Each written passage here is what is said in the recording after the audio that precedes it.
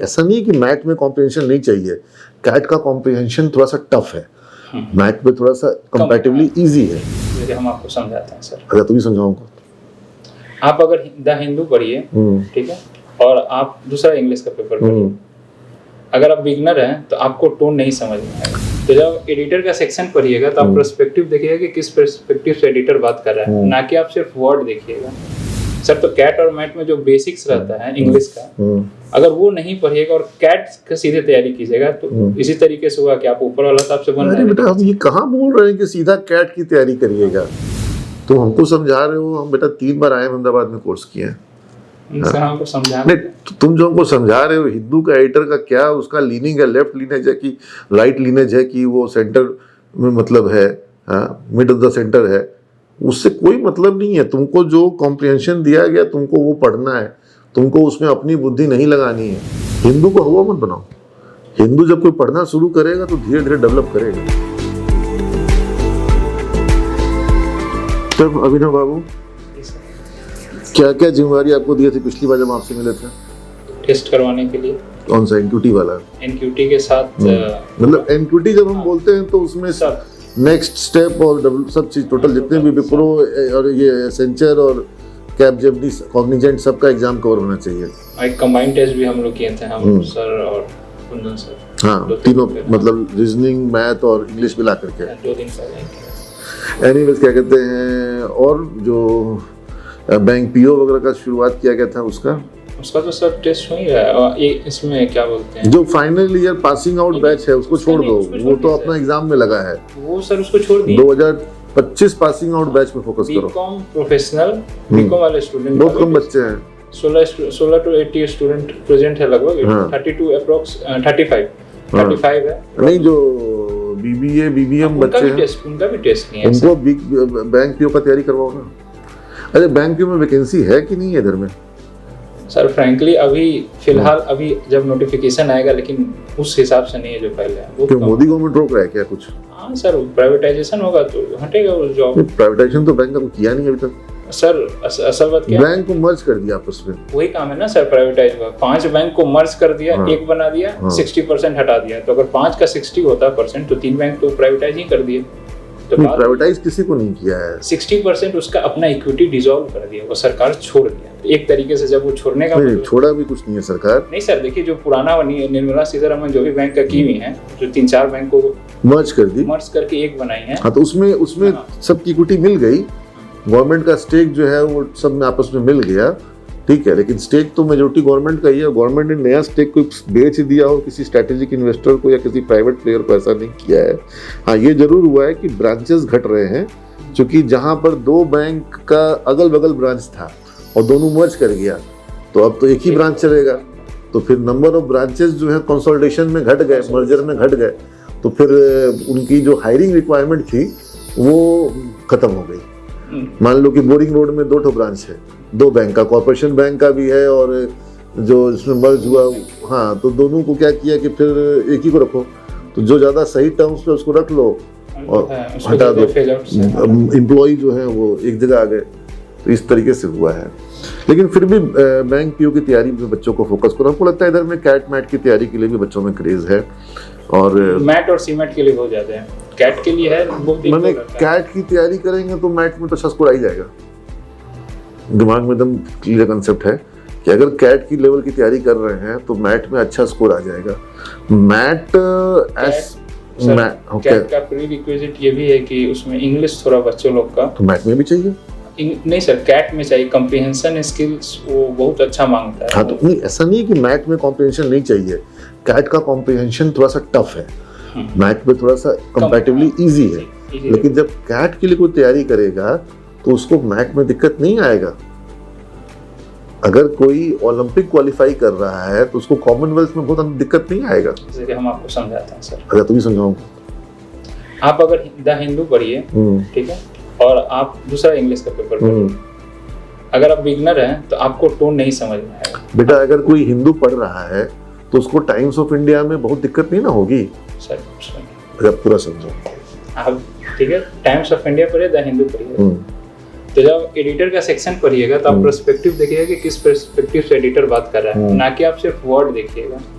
यहाँ पे जो इंग्लिश पढ़ते हैं वो वर्ड देखते और समझते, वो ये नहीं देखते हैं कि एडिटर किस पर्सपेक्टिव से बोल रहा है। राइट विंग है, लेफ्ट विंग है, प्रो इकोनॉमिस्ट है, प्रो इंडस्ट्रियलिस्ट है या प्रो एग्रीकल्चर, ये सब नहीं देखते। इसको पढ़ने के लिए जब तक आप पूरे एक इकोनॉमी का व्यू नहीं रहेगा, बेसिक्स आपका मजबूत नहीं रहेगा, तो आप उसको अच्छा ये इंडस्ट्रियलिस्ट नहीं बात कर रहा है। तुम कैट और मैट पे आओ सर, तो कैट और मैट में जो बेसिक्स रहता है इंग्लिश का, अगर वो नहीं पढ़िएगा और कैट का सीधे तैयारी कीजिएगा तो इसी तरीके से हुआ कि आप ऊपर वाला साहब से बन रहे हैं। बेटा हम ये कहाँ बोल रहे हैं कि सीधा कैट की तैयारी करिएगा।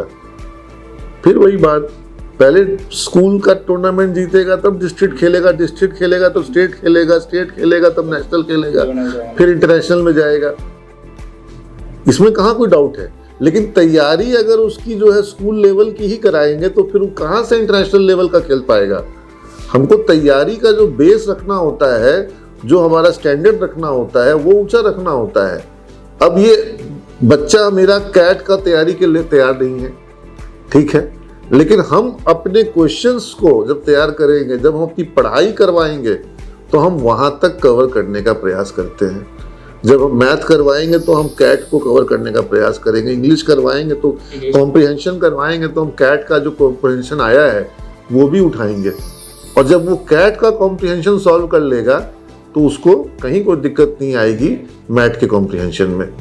समझ रहे हो बात को। और कैट में ऐसा कुछ नहीं है कि बहुत ऐसा एक्सट्रीम है कि वो हो ही नहीं सकता है। पता नहीं तुम कैट का क्वेश्चन पेपर देखे हो कि नहीं देखे हो। तुम हमको समझा रहे थे, हम सुन रहे थे, हम बच्चों को तैयारी करवाएं, ठीक है, ऐसा कुछ नहीं है। हाँ, टाइमिंग बहुत इंपॉर्टेंट है, क्योंकि जो तुमको 3 पन्ने का वो दे दिया कॉम्प्रिहेंशन, अब तुम्हारी अंग्रेजी अगर कमजोर है, तुम हमको समझा रहे हो, हम बेटा 3 बार आए अहमदाबाद में कोर्स किए हैं, नहीं, तुम जो हमको समझा रहे हो हिंदू का एडिटर का क्या उसका लीनिंग है, लेफ्ट लीनेज है कि राइट लीनेज है कि वो सेंटर में मतलब है, मिड ऑफ द सेंटर है, उससे कोई मतलब नहीं है। तुमको जो कॉम्प्रिहेंशन दिया गया तुमको वो पढ़ना है, तुमको उसमें अपनी बुद्धि नहीं लगानी है।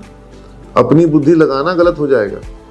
वो जो कह रहा है उसको समझना है। अगर कोई समझ गया पढ़ करके, उसको जवाब देने में कोई दिक्कत नहीं आएगा। लेकिन जो व्यक्ति ऑब्जेक्टिव में से लाइन खोजने के लिए जाएगा कॉम्प्रिहेंशन में कि ये वर्ड जो लिख रहा है ऑब्जेक्टिव के सवाल में, ये कॉम्प्रिहेंशन में कहाँ है, वहीं पे पढ़ लें और जवाब दे दें, वो जवाब गलत हो जाएगा, वो कभी सही नहीं होगा। क्योंकि वो जो लाइन क्वेश्चन का दे रहा है वो लाइन उस कॉम्प्रिहेंशन में है ही नहीं, लेकिन वो बात है, वो मीनिंग है। तो तुमको वो पढ़े हो तो तुम उसका जवाब दे पाओगे।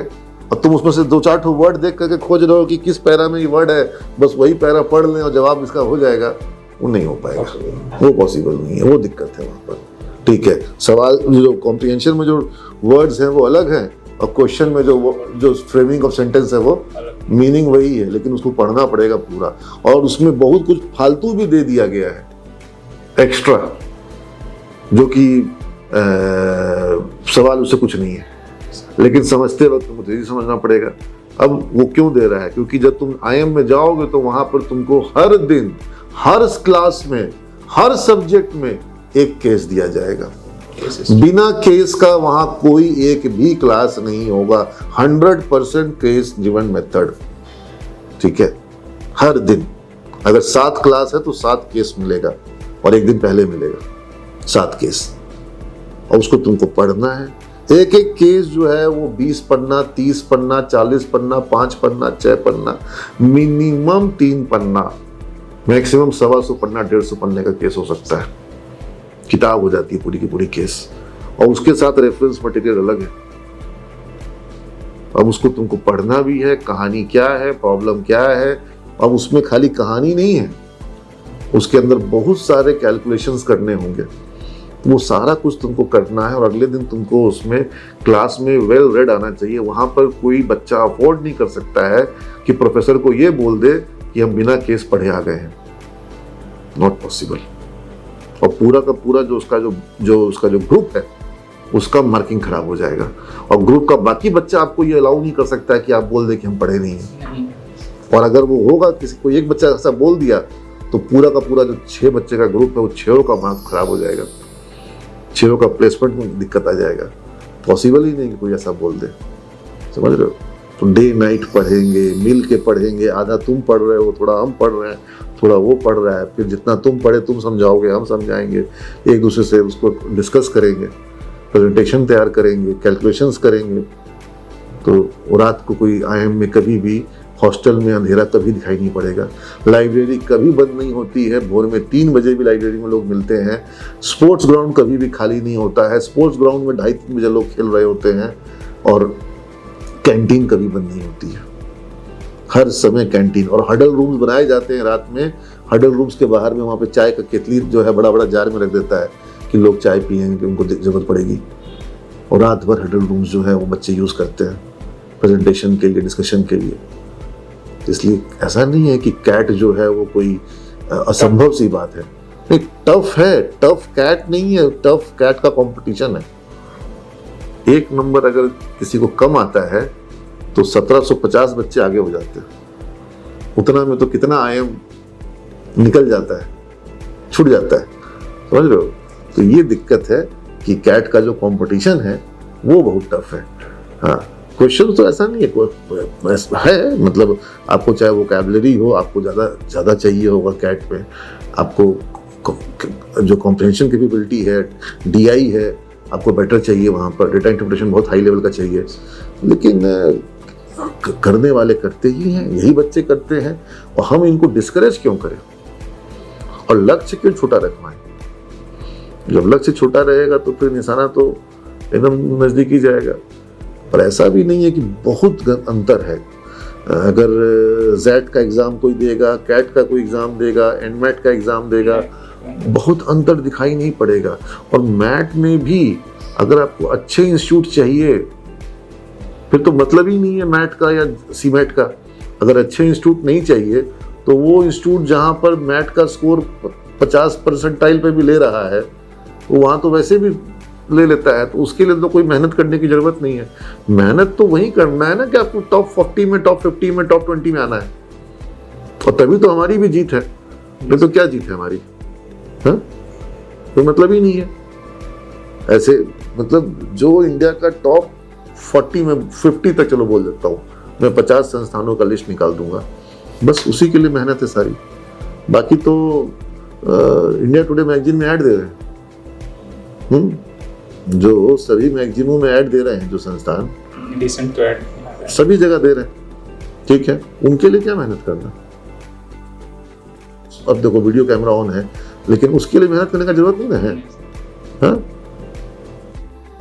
मेहनत करने का जरूरत नहीं ना है, हाँ, मेहनत करना होगा उनको। जो रैंकिंग में टॉप लेवल पे इंस्टीट्यूशंस आ रहे हैं, अब हैं अच्छे इंस्टीट्यूशंस, मैं लिस्ट निकाल देता हूँ बच्चों के लिए।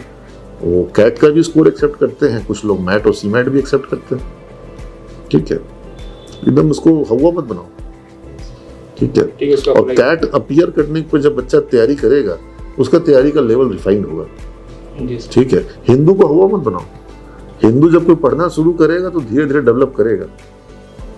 ऐसा क्या है, पढ़ो तुम भी हिंदू, तुम्हारे लेवलो कॉलेज में हिंदू भी मंगवा देते हैं, हाँ, तो बस, तो फिर ऐसा कुछ नहीं है, हाँ। और बाकी तुमको कैसे किसी चीज को कनेक्ट करना है, कैसे डॉट्स को जोड़ना है, ये कैपेबिलिटी धीरे धीरे आदमी के अंदर डेवलप होती है, समझ रहे हो।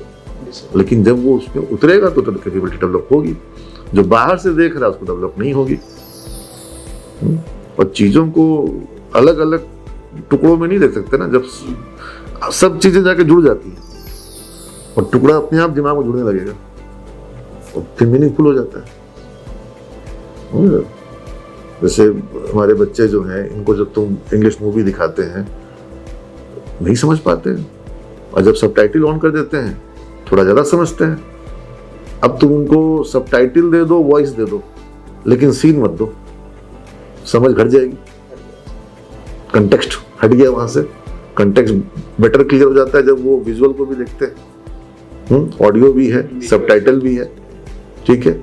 और अगर उनको ये सुविधा है और उनका ये इंटेंशन है कि जहां नहीं समझ में आ रहा है वहां रिवाइंड करके देखेंगे, जो वर्ड नहीं समझ में आ रहा है उस वर्ड को गूगल करेंगे, डिक्शनरी में क्या देखेंगे, गूगल बोलते हैं हम, ठीक है, कैसे नहीं अंडरस्टैंडिंग आ जाएगी।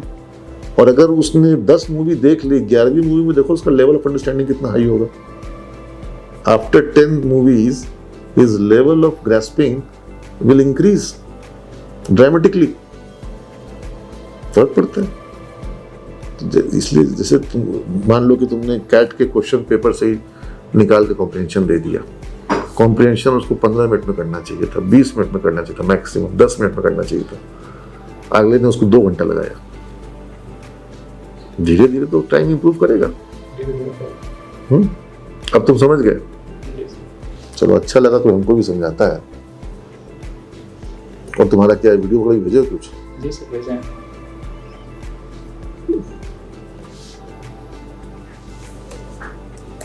कि अगर कोई हिंदू पढ़ रहा है तो वो टाइम्स ऑफ इंडिया नहीं समझ सकता है।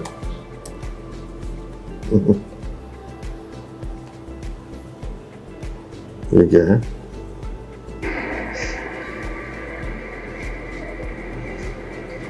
इधर में कुछ बच्चों का एग्जाम हुआ है एनक्यूटी का, नेक्स्ट स्टेप का, या वो वही जो निकाला था वही हुआ था, स्मार्ट हायरिंग वाला? उसके बाद तो नहीं हुआ है।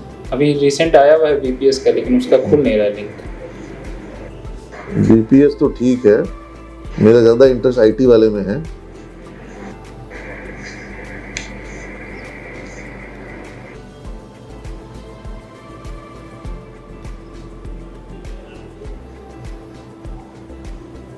Hello there. So our topic is linear regression in one variable.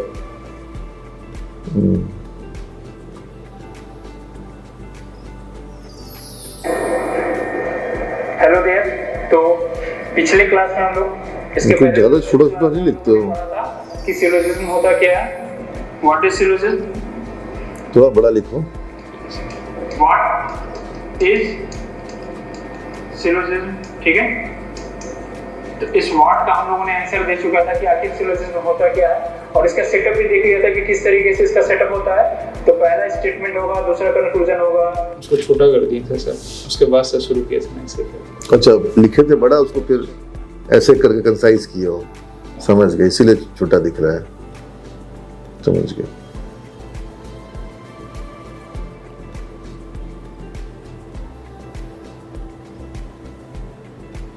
ये बच्चों का जो टेस्ट लेते हो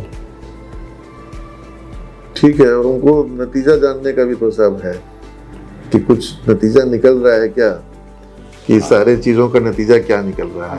जो एसेंशियल के जो दे रहे हैं सर, उन सब मैक्सिमम का तो टेस्ट निकल जा रहा है कॉम्पिटिटिव, मतलब 100। अब वो कंपनी पर निर्धारित है कि उसका सिलेक्शन सारे अब तो बच्चे फिर अगला राउंड होगा, फिर अच्छा राउंड होगा अगर टेस्ट निकल जाएगा तो। होता है सर, ऑनलाइन ही होता है, कम्युनिकेशन राउंड हो गया उसमें। हाँ, उसके बाद फिर अंतिम में अब कंपनी पर अभी तक किसी का हुआ कि एसेंशियल में क्लैरिटी हुआ है कि एसेंशियल कॉग्निजेंट में? सर वो अपना प्रोसेस फाइनलाइज कर रहा है। अभी तक किसी का फाइनल नहीं हुआ है? नहीं, अभी सबका जो पीछे बचा हुआ है सर, हाँ। पहले गर्ल्स लोग के लिए था, गर्ल्स कंप्लीट होने के बाद फिर रैंडमली बॉयज को दे देते। एक लिस्टिंग बनाओ कितने लोग का हो रहा है क्लियर, ठीक है, उन सब लोगों का एक सफलता का सेलिब्रेशन होना चाहिए, ठीक है, कॉग्निजेंट का भी और एसेंशियल का भी, है ना?